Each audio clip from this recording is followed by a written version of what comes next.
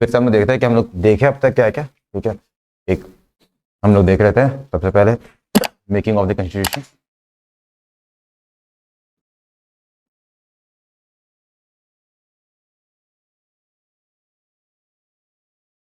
ठीक, संविधान का निर्माण। जब इतना देखे तो यहाँ से ये पता चला कि जो संविधान है बेसिकली, जो हमारा कॉन्स्टिट्यूशन चलेगा, ठीक है, जो हमारा एक बेसिकली रूल बुक हो, वो जो चलेगा, वो चलाने के लिए हमको क्या चलाना पड़ेगा, हमको कुछ चाहिए होगा। और क्या चाहिए होगा, हमको एक तरीके का सिस्टम चाहिए होगा, और उसको हम लोग क्या बोलेंगे, सरकार। ठीक, और सरकार के 3 ऑर्गन रहेंगे, कौन कौन से, एग्जीक्यूटिव, लेजिस्लेटिव और जुडिशरी। एग्जीक्यूटिव मतलब क्या, हाँ, कार्यपालिका। ठीक, और ये क्या आपका विधायिका, और ये क्या आपका न्यायपालिका। ठीक है ना भाई, आसान था यहाँ तक। फिर हम लोग इससे ऊपर तक गए, उसके बाद हम लोग क्या देखे कि एग्जीक्यूटिव का फंक्शन क्या रहेगा, अभी जो तुम बोल रहे थे। ठीक है, एग्जीक्यूटिव का फंक्शन क्या रहेगा कि क्या करना है हमको, वो इम्प्लीमेंट्स या फिर एग्जीक्यूट करता है किसको, लॉ, वो इम्प्लीमेंट्स द लॉ। ठीक है, और लॉ बनाएगा कौन, विधायिका, वो लेजिस्लेट लॉ। ठीक है, या जो कानून बनाता है, जो कानून बनाए। ठीक है, और यहाँ पर क्या था, जो कानून लागू करवाए।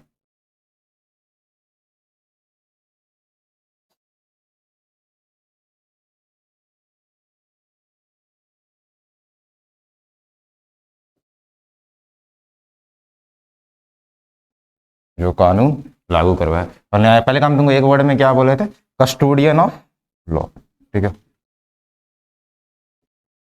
कस्टोडियन ऑफ लॉ, कॉन्स्टिट्यूशन जो भी। ठीक है, संरक्षक जिसको हम लोग बोल सकते हैं कि किसी तरीके का कुछ गलत कानून ना बन गया। ठीक है, तो ये पूरा।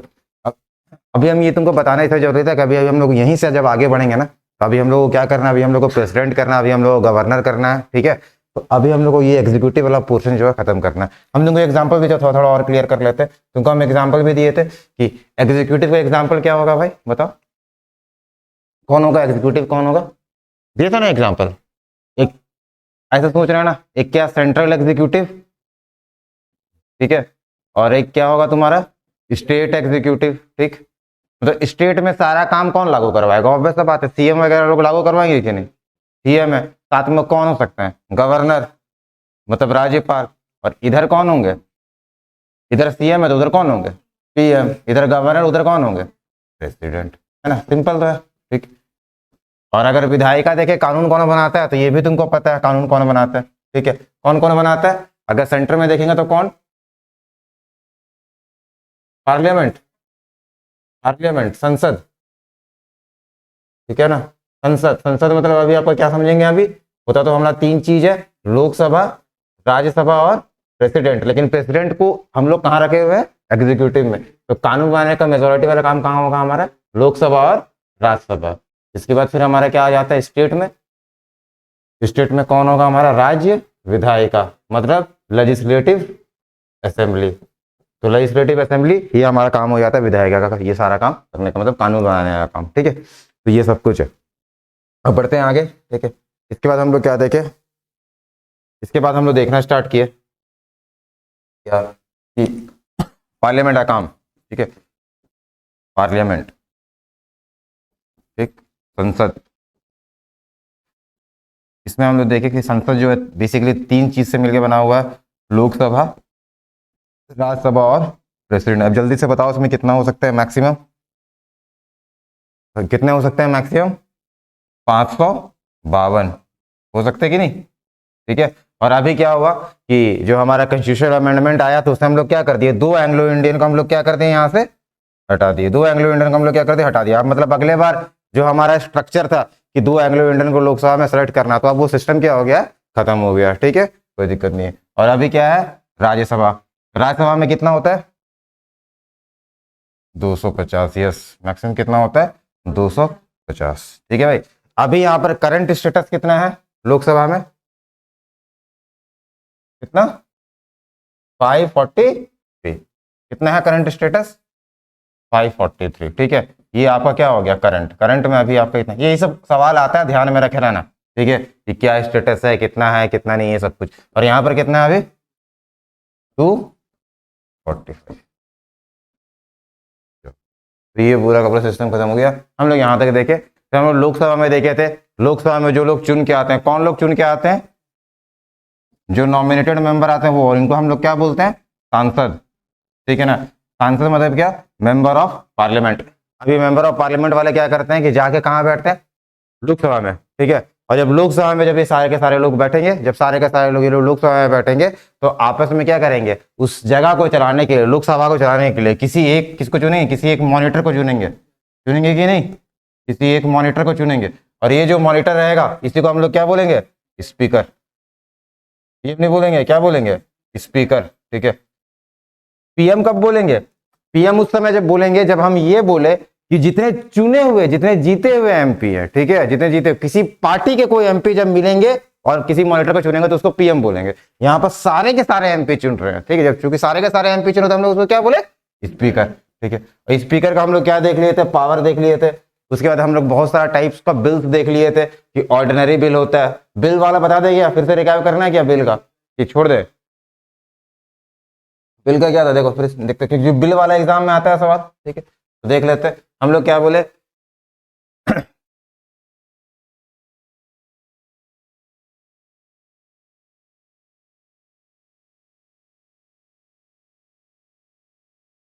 विधेयक से क्या बनता है, कोई भी चीज कानून कैसे बनता है। ठीक, अब विधेयक से कोई भी चीज कानून कैसे बनेगा, तो सबसे पहले बिल मतलब क्या होता है, एक ड्राफ्ट कॉपी रहेगा, और ड्राफ्ट कॉपी जब फाइनल उस पर प्रेसिडेंट का सिग्नेचर हो गया या फिर स्टेट में किसी गवर्नर का सिग्नेचर हो गया, तो हम लोग क्या बोल देते हैं, वो क्या बन गया, कानून बन गया। ठीक है, तो बिल बेसिकली तरीके कितना टाइप का होता है, सबसे पहले कि उसका फीचर्स के हिसाब से, एज पर फीचर्स। ठीक है, उसका विशेषता कैसे कैसे। ठीक है, मतलब क्या क्या चीज मेंशन है, इस तरीके से। ऐसे अगर देखा जाए तो कितने तरीके का बिल हो जाएगा, 2 तरीके का। कौन कौन सा बिल हो जाएगा, यस, ऑर्डिनरी बिल और मनी बिल। साधारण विधेयक और धन विधेयक। ठीक है ना भाई, तो धन विधेयक ये क्या है हमारा, धन विधेयक। तो वैसा कोई भी विधेयक जो अनुच्छेद 110 का पालन करता हो। ठीक है, जो अनुच्छेद 110 का पालन करता हो। ठीक है ना, अनुच्छेद 110 का पालन करता हो, उसको हम लोग क्या बोलेंगे, धन विधेयक। सबसे आसान सा टर्म में जो हम लोग इसको डिफाइन किए कि अनुच्छेद 110 में जो भी टर्म्स या जितने भी आपके विशेषताएं लिखे हुए हैं, उसको अगर कोई बिल फॉलो कर रहा है तो उसको हम लोग क्या बोलेंगे, money bill.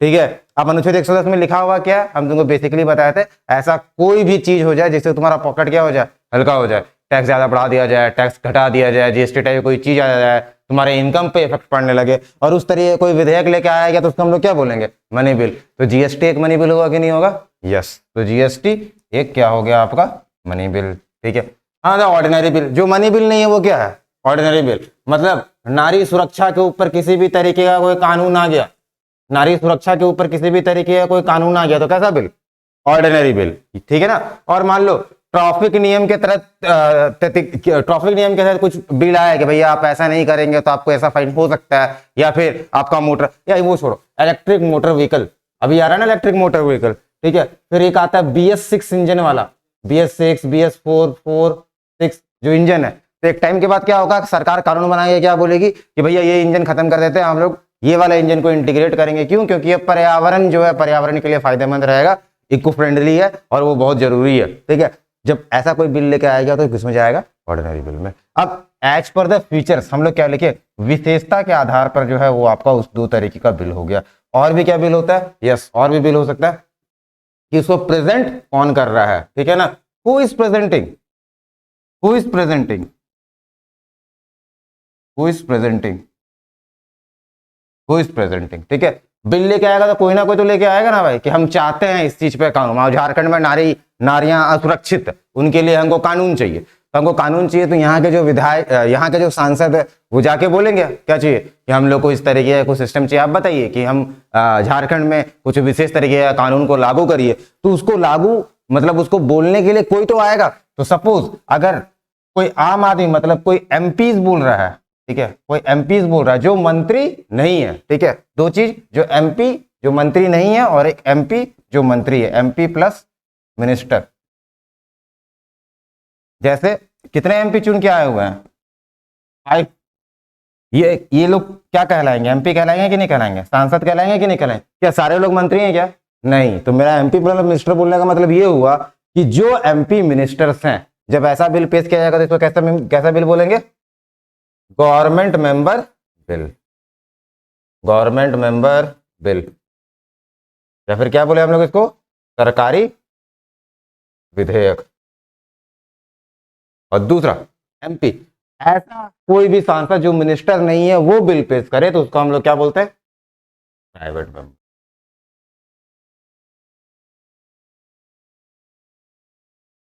Clear? Private member bill, उसके बाद फिर क्या है हमारा? एक सरकारी विधेयक या फिर गवर्नमेंट मेंबर बिल। तो ये पूरा बिल का आपका कॉन्सेप्ट था। चलिए अब आगे बढ़िए। हाँ, हाँ,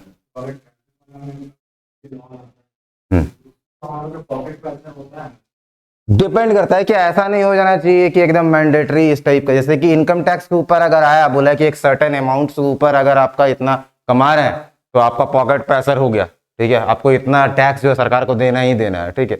अब इतना भी ज्यादा बिल नहीं बढ़ा दिया जाए, इतना भी ज्यादा चार्जेस नहीं ले लिया जाए कि भाई आपको जो है 1-1 लाख रुपए देना पड़ जाएगा, ठीक है, पॉकेट प्रेशर हो सकता है, बहुत माइनर असर होगा, ठीक है। इसलिए अभी तुम देखते हो कि ऐसा चालान वगैरह तुम्हारा कट रहा है तो ऐसा नहीं कट जा रहा है एक बार में कि 10-10, 20-20 हजार रुपए कट जा रहा है, ठीक है। तो वो सब कुछ होता है, वो चीज। और दूसरा अभी हम जब संचित निधि बताएंगे ना थोड़ा सा और क्लियर होगा कि जितना भी बजट का पैसा आता है वो क्या होता है? एक जगह जमा होता है, ठीक है, उसको हम लोग बोलते हैं कंसोलिडेटेड फंड ऑफ इंडिया, ठीक है। तो वहां से भी जो चीज डिपेंड करता है ना, मतलब वहां से पैसा लेके हम कुछ काम कर रहे हैं या उससे थ्रू कुछ काम कर रहे हैं तो उसको भी हम लोग मनी बिल में रखेंगे। लेकिन मोटा मोटी समझ जाओ कि जो मनी बिल नहीं है वो ऑर्डिनरी बिल है, ठीक है। और बड़े लेवल पे असर पड़ेगा तो हम उसको मनी बिल पे बोलेंगे, ठीक है। चलिए बढ़ते हैं आगे। अब कहाँ पहुंचे हम लोग? मनी बिल हम लोग, हाँ, सेशन हो गया था, ठीक है। सेशन भी हम लोग समझ गया था कि सत्र क्या होता है, ठीक है, कैसे कैसे सत्र होगा हमारा, कब कब सत्र होगा, बुलाएगा कौन, लीड कौन करेगा, ये सब कुछ। उसके बाद फिर हम लोग लास्ट में हम लोग क्या पढ़ रहे थे? Money bill. अब मनी बिल भी हम लोग का खत्म हो गया था। मनी बिल से इंपॉर्टेंट हम सारा फैक्ट्स लिखवा चुके थे, ठीक है। तुमको ध्यान में रखना है क्या था, एक और बात बता रहा कि मनी बिल के ऊपर रिलेटेड फैक्ट, ठीक है, ये चूंकि बहुत इंपॉर्टेंट है, एग्जाम में आ सकता है, बस तुम लोग बोलते जाओ जो हम लिखवाएं। मनी बिल या फिर धन विधेयक, ठीक है, कौन से आर्टिकल में है? आर्टिकल 110। इसको प्रेजेंट कौन कर सकता है? मनी बिल को कौन प्रेजेंट कर सकता है? कहां प्रेजेंट हो सकता है मनी बिल? दो जगह होता है ना, लोकसभा और राज्यसभा। हम केंद्र बोल रहे हैं, कहां प्रेजेंट होता है? केवल और केवल कहां प्रेजेंट होगा? लोकसभा। ये जो आपका धन विधेयक है, ठीक, सबसे पहला कहां लिखा हुआ? ये अनुच्छेद 110 में कहां प्रस्तुत किया जा सकता है? केवल और केवल लोकसभा। राज्यसभा में होगा क्या? नहीं। Very good. इसके बाद क्या होगा? इसके बाद हम लोग देखेंगे इसको प्रेजेंट कौन कर सकता है? कोई मिनिस्टर, ओनली मिनिस्टर्स, केवल मंत्री, ठीक है ना, केवल मंत्री करेगा और कोई नहीं करेगा। इसके बाद और क्या पता चला था? पता ये चला था कि नहीं कि अगर मनी बिल प्रेजेंट करना है, कहां हमको मनी बिल लोकसभा में प्रेजेंट करना है तो हमको किसको इन्फॉर्म करना पड़ेगा? प्रेसिडेंट को। Yes, very important. किसको इन्फॉर्म करना पड़ेगा? प्रेसिडेंट को। जरूरी है, राष्ट्रपति को इन्फॉर्म करना जरूरी है, ठीक है ना। हालांकि वो मना नहीं करेगा, ठीक है, लेकिन उनको इन्फॉर्म करना जरूरी है। और क्या, फाइनल अथॉरिटी कौन रहता है ये डिसाइड करने के लिए कि ये XYZ बिल मनी बिल है या नहीं है? कौन डिसाइड करेगा? लोकसभा स्पीकर। कौन डिसाइड करेगा? लोकसभा स्पीकर। लोकसभा स्पीकर क्या है? आपका फाइनल अथॉरिटी टू डिसाइड।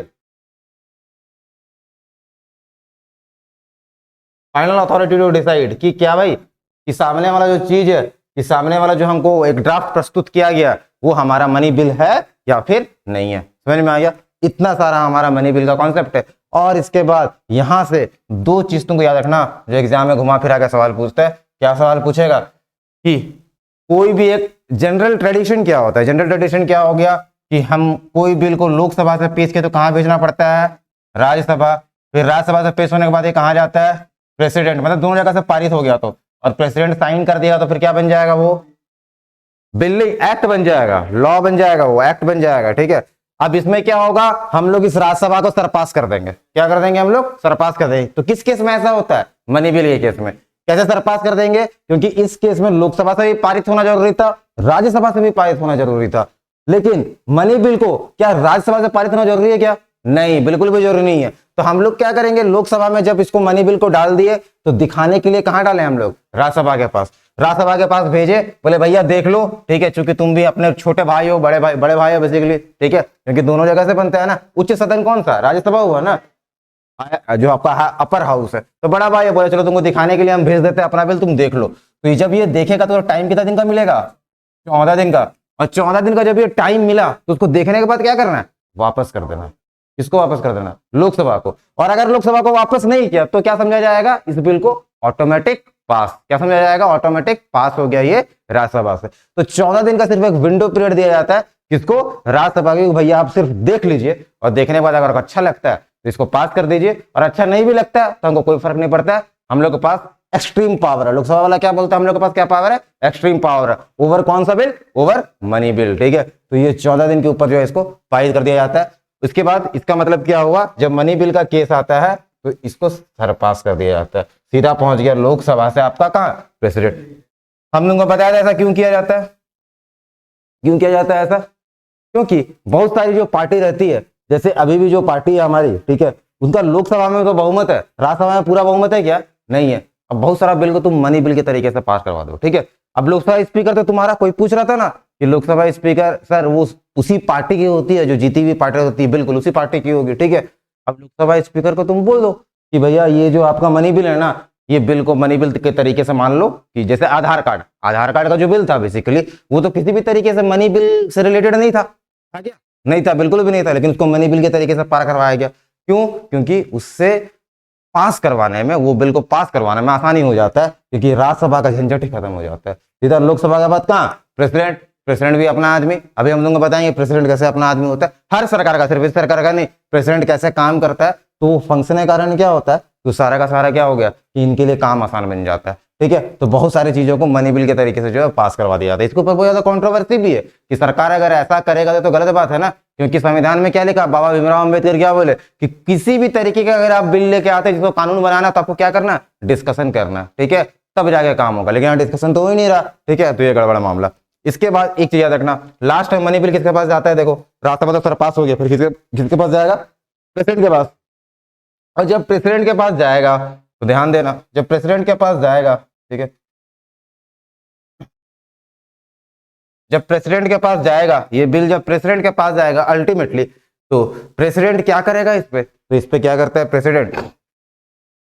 इस पे प्रेसिडेंट क्या करेगा कि इस बिल को जितना भी तरीके का जो वीटो है वो सारा वीटो यूज कर सकता है, लेकिन इस बिल को वापस नहीं कर सकता है,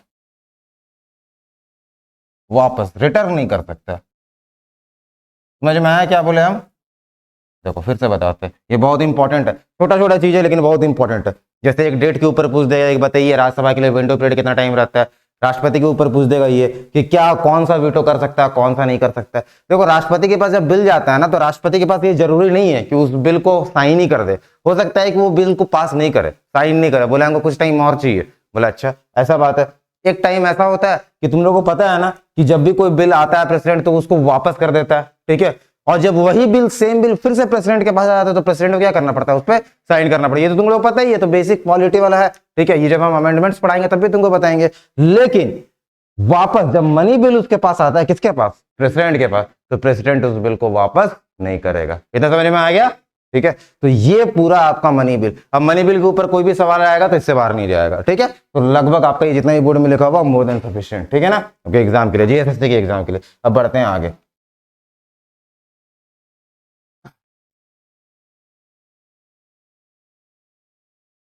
चलिए, तो हम लोग देख लिए थे बिल वगैरह, हम लोग देख लिए, हम लोग मोशंस वगैरह देख लिए थे, ठीक है। अब थोड़ा सा हम लोग देखेंगे पार्लियामेंट्री कमिटीज।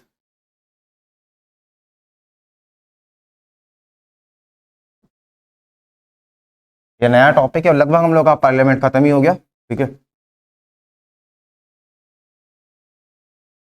संसदीय समिति, जो बजट वाला पोर्शन है, ठीक है, जो बजट वाला पोर्शन है उसको इकोनॉमी के साथ कवर कर लिया जाएगा, या करंट अफेयर्स में जब बजट पढ़ाएंगे ना हम लोग, तो हम लोग उसके साथ कवर कर लेंगे उसको, ठीक है। वैसे भी झारखंड सरकार का बजट आना बाकी है, तो हाथों हाथ उस समय कर लिया जाएगा, नहीं तो फिर क्या होगा, बार बार एक ही चीज चलता रहेगा, ठीक है। तो अभी हम लोग क्या देख रहे हैं, पार्लियामेंट्री कमेटीज। किसी को कोई भी आइडिया कि पार्लियामेंट्री कमेटी मतलब होता क्या होता है पार्लियामेंट्री कमेटी, ठीक है। राफेल का मुद्दा सुना, राफेल डील बहुत ज्यादा मुद्दा चला था ना, हालांकि इसका क्या सही है क्या नहीं पता, ठीक है। बोला कि क्या है कि जो राफेल मिसाइल है उसमें क्या हुआ, घोटाला हुआ कि नहीं, बोल रहा है ऐसा, ठीक है, प्रूव्ड नहीं है कुछ भी, ठीक है। तो क्या बोला कि एक पार्लियामेंट्री, तो जो विपक्ष है वो क्या बोलती है, जो विपक्ष के जितने भी लोग वो क्या बोलती है सरकार से कि आप जितने भी सेलिंग किया, आप राफेल जितना भी खरीदे, तो एक काम कर लिए, अगर आपको ये लगता है कि किसी भी तरीके का कोई घोटाला नहीं हुआ, ठीक है, बहुत अच्छी बात है। अगर आपको ऐसा लगता है किसी भी तरीके का कोई घोटाला नहीं है, तो डू वन थिंग कि आप इस पूरे मामले के ऊपर एक पार्लियामेंट्री कमेटी बैठा दीजिए, ठीक है। पार्लियामेंट्री कमेटी क्या करेगी, पार्लियामेंट्री कमेटी अपना जांच रिपोर्ट प्रस्तुत करेगी, ठीक है। और अगर वो जांच रिपोर्ट सही होगा या जांच रिपोर्ट गलत होगा, जैसा भी होता है, तो उसे सरकार का क्या सिद्ध हो जाएगा, सरकार का ये सिद्ध हो जाएगा कि भाई हम किसी भी तरीके का कोई गड़बड़ नहीं किए हैं, ठीक है। लेकिन सरकार ये पार्लियामेंट्री कमेटीज बनाने को तैयार नहीं है, ठीक है। तो कभी भी न्यूज देखोगे तो तुमको पता चलेगा कि ऐसा हमेशा बोला जाता है कि भैया एक पार्लियामेंट्री कमेटीज बनाई है, ठीक है, चेक करने के लिए। तो आप देखते हैं हम लोग कि पार्लियामेंट्री कमेटी मतलब होता क्या है, ठीक है। देखो जब भी कोई बिल बनता, मान लो जीएसटी जैसा बिल बना, ठीक, जीएसटी अभी क्या बन गया, एक्ट बन गया, ठीक, जीएसटी एग्जाम्पल से समझते जाना ज्यादा आसान होता है, ठीक। जीएसटी अभी तो कानून है, लेकिन कभी ना कभी वो बिल रहा होगा, ठीक है।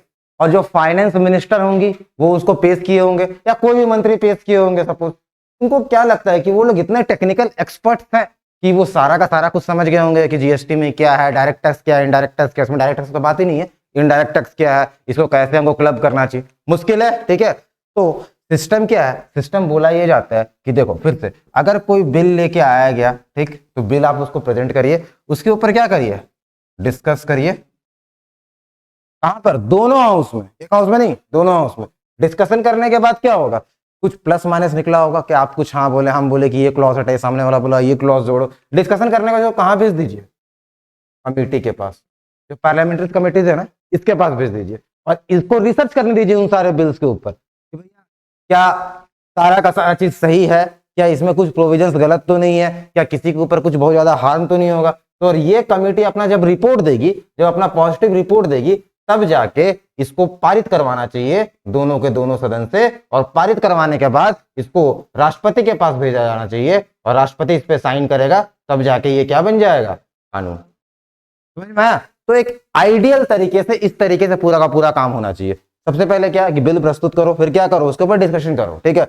डिस्कशन मतलब आराम से डिस्कशन करो, ऐसा एक दूसरे को मारने वारने वाला नहीं। तो यहाँ पे डिस्कशन किया, फिर कहाँ भेजा हम लोग इसको, कमिटीज के पास। कमिटीज चेक करेगी, उसका टेक्निकल पॉइंट्स चेक करेगी, क्या सही है क्या गलत है। उसके बाद फिर इसको क्या करवाना चाहिए, पारित करवाना चाहिए, ठीक है, अमेंडमेंट्स करके। उसके बाद फिर ये कहाँ जाएगा, प्रेसिडेंट के पास। और अगर प्रेसिडेंट खुश हो गए, बोले प्रेसिडेंट क्या खुश होंगे, प्रेसिडेंट को लगा कि हाँ चलो सब कुछ सही है, तो फिर इसको क्या बना दिया जाएगा, साइन करेंगे, और वो क्या बन जाएगा, कानून।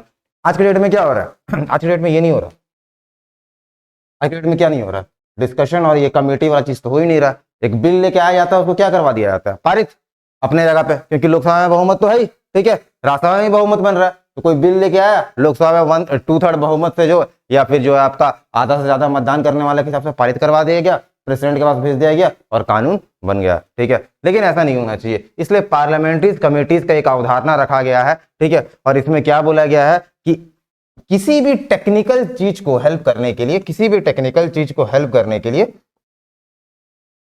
टेक्निकल चीज को समझने के लिए, ठीक है, बिल में टेक्निकल चीज को समझने के लिए और कुछ नया इनपुट देने के लिए हमको पार्लियामेंट्री कमेटी के पास कोई भी बिल भेजना चाहिए, ठीक है। एग्जाम में आता है कि पार्लियामेंट्री कमेटीज के मेंबर कौन कौन रहते हैं। पार्लियामेंट्री कमेटीज के मेंबर कौन कौन हो सकते हैं, लोकसभा के लोग रह सकते हैं, राज्यसभा के लोग सकते हैं, और मैं जरा बताया और कौन रह सकते हैं, बहुत सारे ब्यूरोक्रेट्स के मेंबर हो सकते हैं।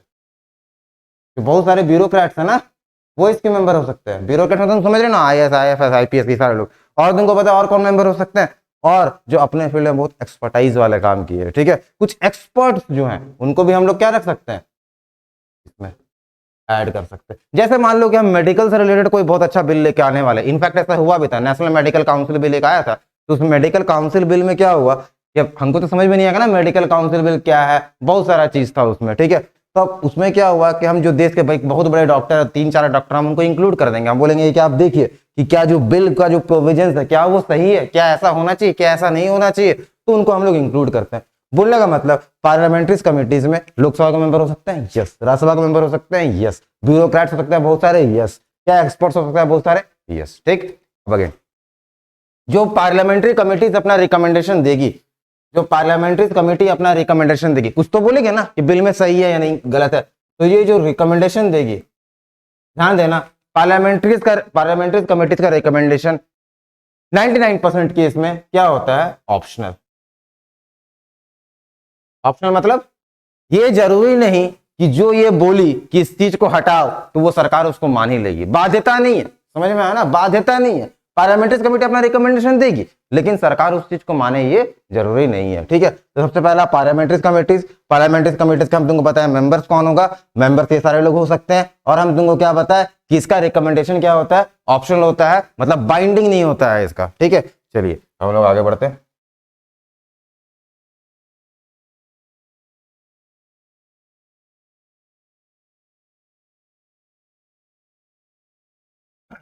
पार्लियामेंट्री कमेटी का टाइप कितना होता है, ठीक है। पार्लियामेंट्री कमेटी का टाइप दो तरीके से हो सकता है, ठीक है, दो तरीके से। जनरल टाइप होता है पार्लियामेंट्री कमेटी का टाइप, क्या क्या होता है, तो ये दो तरीके से हो सकता है पार्लियामेंट्री कमेटी, ठीक है, दो तरीके से हो सकता है पार्लियामेंट्री कमेटी। एक जिसका टेम्पररी फॉर्मेशन होता है,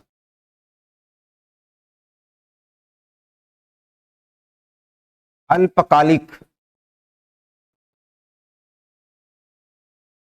जिसका अल्पकालिक गठन होता है, ठीक है, और एक ऐसा जिसका परमानेंट फॉर्मेशन होता है।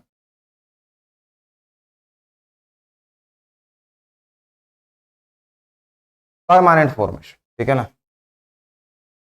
अस्थाई गठन, अस्थाई रूप से ये बनते हैं, ठीक है। जो टेम्पररी फॉर्मेशन होता है, ठीक है ना, टेम्पररी फॉर्मेशन वाले ऐसे कमिटीज को हम लोग बोलते हैं एड हॉक कमेटी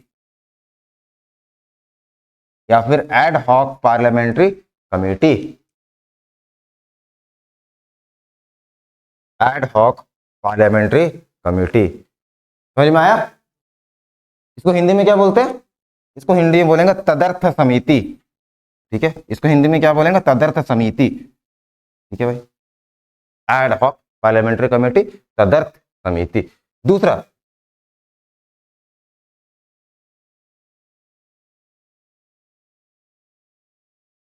इसको या तो स्टैंडिंग कमेटी बोल दो, ठीक है, या तो हम लोग इसको स्टैंडिंग कमेटी बोलो या फिर क्या बोलो, परमानेंट टाइप ऑफ कमेटी।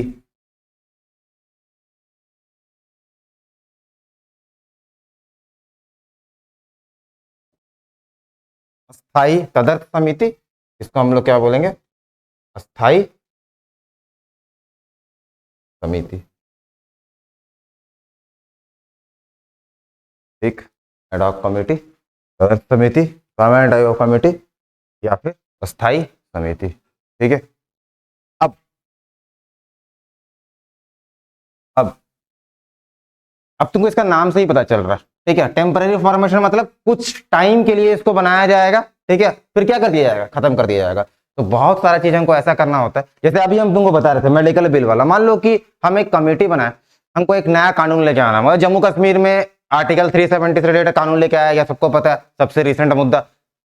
तो मान लो कि हम उस बिल को, हालांकि भेजा नहीं गया, मान लो उस बिल को हम किसी पार्लियामेंट्री कमेटी के पास भेज देते हैं और हम क्या बोलते हैं, इसको चेक करिए, क्या अगर हम आर्टिकल 370 हटाते हैं जम्मू कश्मीर से तो क्या वहां पर शांति व्यवस्था फिर से बहाल हो पाएगा, ठीक है। क्या यह संभव है कि जितने भी तरीके के वहां पर आंतरिक या बाह्य विद्रोह चल रहे हैं वो खत्म हो पाएंगे, ठीक है। क्या ऐसा संभव है कि वहां के लोगों को ज्यादा रोजगार मिल पाएगा, संभव है या नहीं है। मान लो कि वो चेक करके बताएगा, अपना कुछ भी रिकमेंडेशन दे दिया और सरकार क्या की, आर्टिकल 370 को वहां से हटा दी, ठीक है। मेरा बोलने का मतलब जब ये आर्टिकल 370 हट गया तो वो जो कमेटी बना था जिससे हम रिकमेंडेशन लेते, उसका काम है क्या, नहीं है ना, तो हम लोग उसको क्या कर देंगे, उस कमेटी को डिसॉल्व कर देंगे। तो इस तरीके की जो कमेटी बनती है उसको हम लोग क्या बोलते हैं, एड हॉक कमेटी या तदर्थ समिति, ठीक। अब तुम खुद ही बोलो, क्या इसका फिक्स टाइम पीरियड हो सकता है क्या इसका मेंबर्स को हम बोल सकते हैं कि आपको हम 2 साल के लिए ज्वाइनिंग दिलवा रहे हैं, पॉसिबल है, नहीं। क्या हम बोल सकते हैं 4 साल के लिए दिलवा रहे हैं, नहीं, ठीक है। तो इसके जितने भी मेंबर्स रहते हैं या इसके जितने भी हेड रहते हैं, इनका कुछ भी टाइम पीरियड नहीं होता, ठीक है। काम हुआ समिति डिसॉल्व हुआ, पूरा का पूरा खत्म। तो इसमें लिख लेना कि क्या होगा इसका, किसके जो मेंबर्स होते हैं इनका कोई भी फिक्स टेन्योर नहीं होता है। जैसे जैसे काम खत्म वैसे वैसे जो है आपका जो है वो पूरा का पूरा समिति भी डिसॉल्व। नेक्स्ट, परमानेंट समिति, ठीक है ना, परमानेंट फॉर्मेशन, ऐसा जिसका नेचर फॉर्मेशन का जिसका नेचर होता है परमानेंट टाइप का, ठीक है ना, उसको हम लोग क्या बोलते हैं, अस्थायी समिति, स्टैंडिंग कमेटी भी बोल दिया जाता है, ठीक है ना। तो इसका मतलब होता क्या है, ठीक है, स्थायी समिति, इसका मतलब होता है क्या कि ये जो भी समिति रहेगी ना ये हर साल बनती रहेगी, ठीक है ना, हर साल बनती रहेगी, ठीक है। इसका कोई फिक्स टाइम पीरियड होता है, ज्यादातर केसेस में इसका टाइम पीरियड 1 साल होता है, ठीक है। 1 साल हुआ, उसका फिर क्या हुआ, फिर कमेटी बनी, फिर कमेटी बनी, क्यों, जैसे बताते हैं।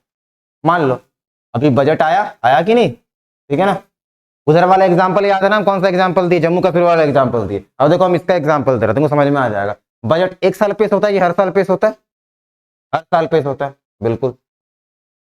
अब हमको एक कमेटी बनाना पड़ेगा जो ध्यान दे कि भैया सही में जितना बजट का हम पैसा एलोकेट किए हैं वो जा रहा है, और बजट में बहुत सारी कमेटीज बनती भी है। अगर हम बोल दिए कि झारखंड में यहाँ से यहाँ ट्रेन बिछाने के लिए हम इतना करोड़ रुपए दे दिए, तो एक कमेटी बैठेगी ना, चेक करेगी ना झारखंड सरकार को पैसा मिला कि नहीं मिला, काम हो रहा है कि नहीं हो रहा है, नहीं तो फिर तो फंड मिसमैनेजमेंट हो जाता है।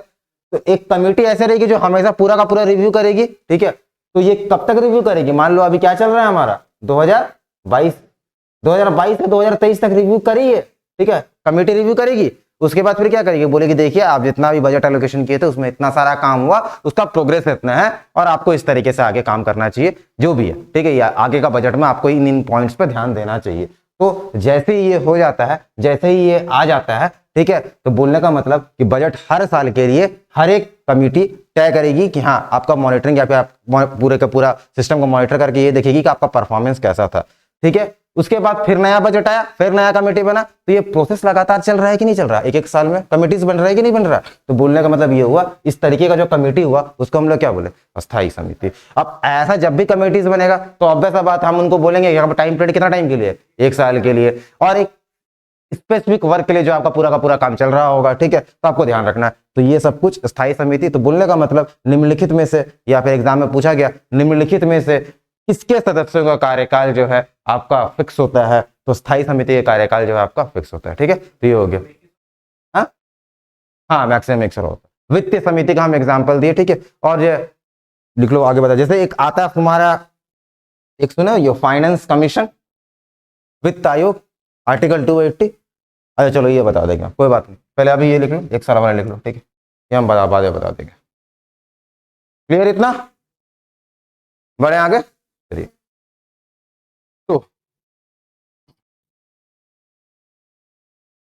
अब इसके देखो, इसके अंदर बहुत सारी और कमिटीज है, ठीक है ना, ठीक है, लगभग अभी 30+ कमिटी होगी जहां तक हमको पता है, ठीक है। तो परमानेंट कमिटीज के अंदर अगर तुम बुक में चाहो तो चेक भी, याद कुछ नहीं करना है, ठीक है, याद कुछ नहीं करना है कि ये कमेटी है क्या काम है, ठीक है। अब कुछ कमेटी ऐसा रहती है जो ये देखती है कि लोकसभा का प्रोसीडिंग्स कैसे चलेगा, ठीक है, तो वो भी तो लगातार बनी हुई रहेगी ना, क्योंकि लोकसभा लगातार चल रही है, ठीक है, तो उनका काम ही वो चीज है। कुछ ऐसी कमेटी रहेगी जो वित्तीय से रिलेटेड रहेगी, ठीक है, कुछ ऐसी कमेटी रहेगी जो कि आपका रेगुलर सेशन से रिलेटेड रहेगी, ठीक है। तो अब सारा कमेटी बैठ के याद नहीं करने लगना, हम तुमको बोल दे लगभग 27 या 30 के अराउंड, या 30+ ही मेरे ख्याल से, उतना लगभग आपकी स्थायी कमेटी है या फिर परमानेंट समिति है, ठीक है। तो ध्यान नहीं देना, सबसे इंपॉर्टेंट 3 समिति होती है जिसके बारे में हमको ध्यान में रखना चाहिए और जिसके बारे में सवाल आता भी है, ठीक है। और जब हम पीएमओ पढ़ाएंगे तो पीएमओ के अंदर बताएंगे कि कुछ कुछ कमिटीज उनके अंदर, कुछ कैबिनेट कमिटीज उनके अंडर बनी हुई रहती है, तो उनका क्या क्या काम होता है और वो क्यों इंपॉर्टेंट होती है। तो स्थायी समिति में, ठीक है ना, जो सबसे इंपॉर्टेंट समिति है वो होगा आपका कौन सा समिति,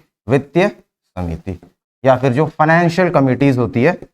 अब फाइनेंशियल कमेटी किस चीज का देखिएगा, अभी जो बजट वाला बता रहे थे ना कि कौन सा पैसा कहां गया, क्या सही है क्या गलत है, ये सब कुछ। तो अस्थायी समिति में सबसे इंपॉर्टेंट कमेटी, ये मोस्ट इंपॉर्टेंट, ठीक है, जो मोस्ट इंपॉर्टेंट कमिटीज है उसको हम लोग बोलेंगे फाइनेंस कमिटीज या फाइनेंशियल कमिटीज, ठीक है। ये कितने तरीके का हो सकते हैं, ये जो है ये 3 तरीके का होती है। सबसे पहला, ठीक, सबसे पहले नाम सुने, लोक लेखा समिति, लोक लेखा समिति इंग्लिश में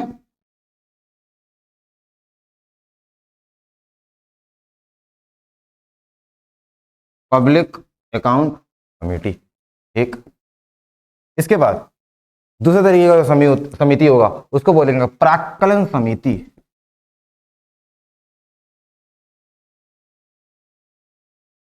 एस्टिमेट कमेटी।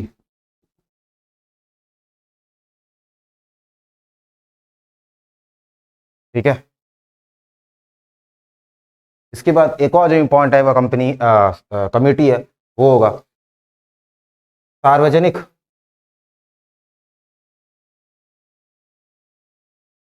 उपक्रम समिति। Committee on public sector undertakings. Committee on public sector undertakings.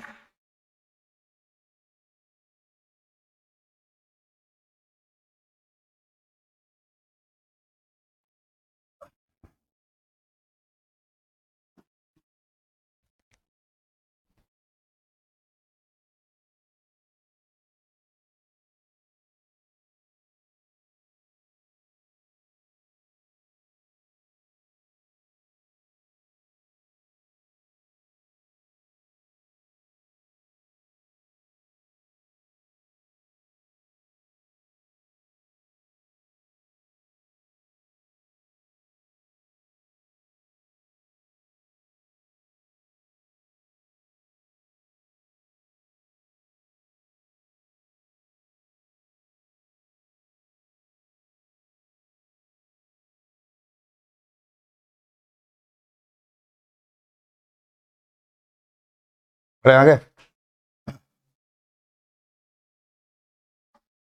ठीक, लोक लेखा समिति, पब्लिक अकाउंट कमेटी। देखो नाम से क्लियर हो रहा है, पब्लिक अकाउंट से रिलेटेड जो भी काम करेगा, ठीक है, तो हम क्या बोले, लोक लेखा समिति।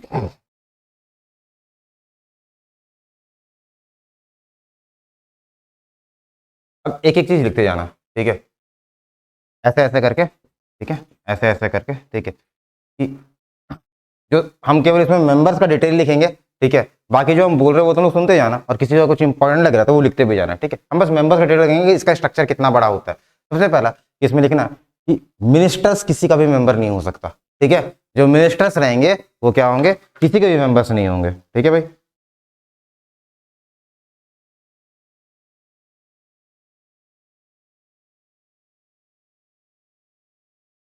क्यों नहीं होंगे मिनिस्टर्स मेंबर किसी भी के, इनमें से किसी भी बॉडीज के या कमिटीज के, कोई बता सकता है?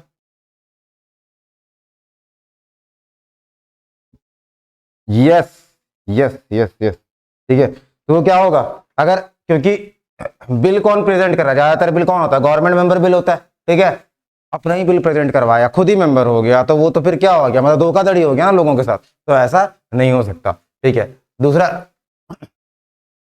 कोई भी लिखेंगे, कोई भी एक्सपर्ट किसी भी कमेटी के मेंबर हो सकते हैं, मतलब जो एक्सपर्ट जो एमपीज नहीं है, ठीक है ना, वो भी जो है मेंबर हो सकते हैं इन सारे में से, एक्सपर्ट्स, हाँ, मेंबर्स हो सकते हैं इन कमिटीज के, एक्सपर्ट्स, ठीक है। वो साइड अभी तुमको बताएंगे, ठीक है, या फिर ब्रैकेट में लिख देना साइड सपोर्ट, ठीक है ना। अभी स्ट्रक्चर देखेंगे तो स्ट्रक्चर में ये पता चलेगा, अभी हम लोग स्ट्रक्चर देखेंगे तो ये पता चलेगा कि इसमें लोकसभा और राज्यसभा के एमपीज रहेंगे, ठीक है, वो चीज हो गया, ठीक। देखना एक चीज देखना इसमें, जो अभी हम बता रहे हैं यहाँ से इंपॉर्टेंट है, ठीक है, वो तो तुम लिए बेसिक, इसमें टोटल मेंबर कितने होंगे, 22 मेंबर्स। अच्छा, अभी जो हम तुमको पता है कि जो भी तुम्हारे ब्यूरोक्रेट सपोर्ट करेंगे वो साइट सपोर्ट करेंगे, ठीक है, तो उनको इसमें काउंट नहीं किया जाएगा, ठीक है, लेकिन वो साइट सपोर्ट करने के लिए या फिर आपको एक्स्ट्रा सजेशन देने के लिए रेडी रह सकते हैं। 22 मेंबर्स, ये जो 22 मेंबर्स हैं, अब इसमें लोकसभा और राज्यसभा दोनों के सदस्य सम्मिलित रहेंगे, तो इसमें लोकसभा के कितने मेंबर होते हैं, 15। 15 कहां से आएंगे, लोकसभा से, और 7 कहां से आएंगे, राज्यसभा से। वेरी गुड, 15 कहां से आएंगे, लोकसभा से, 7 कहां से आएंगे, राज्यसभा से।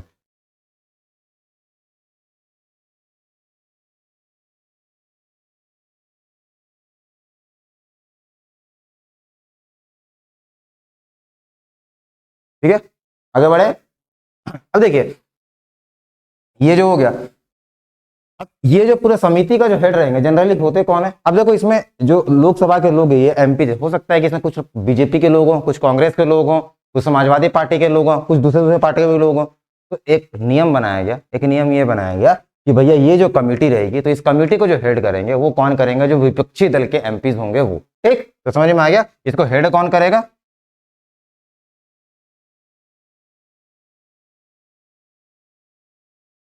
इस पूरे कमेटी को हेड कौन करेगा, हेड करेगा कि ओपोजिशन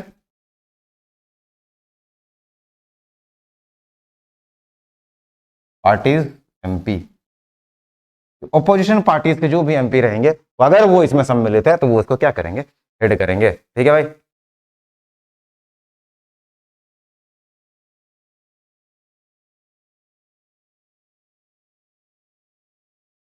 ठीक,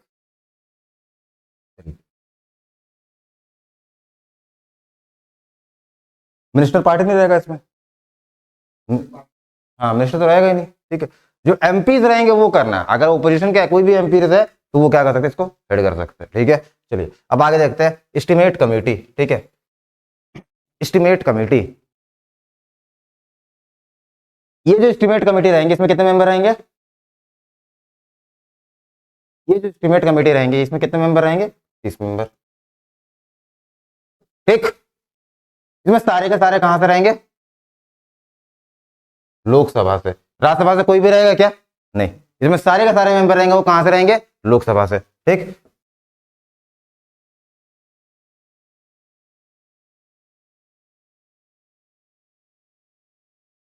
सारे के सारे मेंबर लोकसभा से, मतलब जो हेड करेगा वो कौन करेगा, जो लोकसभा का आदमी रहेगा वही हेड करेगा। क्या राज्यसभा कोई आदमी हेड कर पाएंगे क्या इसको, नहीं, क्योंकि राज्यसभा वाले लोग तो है ही नहीं इसमें। ठीक है, तो सबसे ज्यादा जो नंबर्स रह रहा है इसमें कितना हो रहा है, 30। और इसका मेन काम रहेगा एस्टिमेट, जो एस्टिमेट अभी देखो बजट में क्या किया जाता है, एस्टिमेट तो किया जाता है, तो वो एस्टिमेट सही दिशा में था या सही दिशा में नहीं है, तो उस चीज को जांच करने के लिए तो ये किसके ऊपर काम करती है, वर्क ऑन बजट एस्टिमेशन।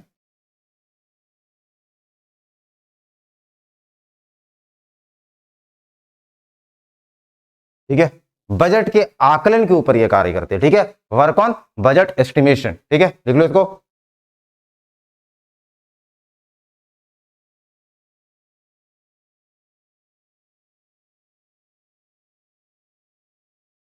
बड़े आगे। अब फिर से आगे बढ़ते हैं इसमें, अब पहुंचे सार्वजनिक उपक्रम समिति।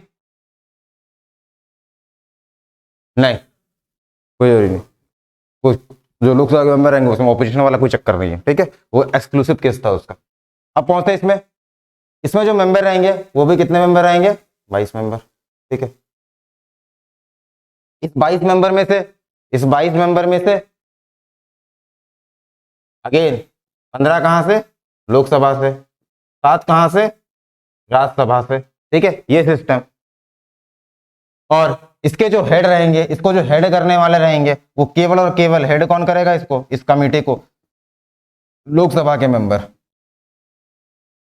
जो भी लोकसभा के मेंबर या एमएलए आए हैं वही इसको हेड करेंगे, राज्यसभा वाले हेड नहीं करेंगे। ठीक, इसको ये अच्छे से लिख लो, समझ लो, बहुत इंपॉर्टेंट है ये। ठीक है, और सार्वजनिक उपक्रम समिति, अब लिखा हुआ पीएसयूज। ठीक है, PSUs public sector undertakings, public sector undertakings मतलब क्या, जहां पर सरकार की हिस्सेदारी कितनी होगी, जहां पर सरकार की हिस्सेदारी आपकी 51% या उससे ज्यादा होगी, तभी तो मेजोरिटी स्टेक हुआ ना, सरकारी गवर्नमेंट। ठीक है, पब्लिक सेक्टर बैंक किसको बोलते हैं, उसको हम लोग, जो भी बैंक्स होता है उसको हम लोग पब्लिक सेक्टर बैंक क्यों बोलते हैं, क्योंकि सरकार का हिस्सेदारी कितना है, 50% से ज्यादा।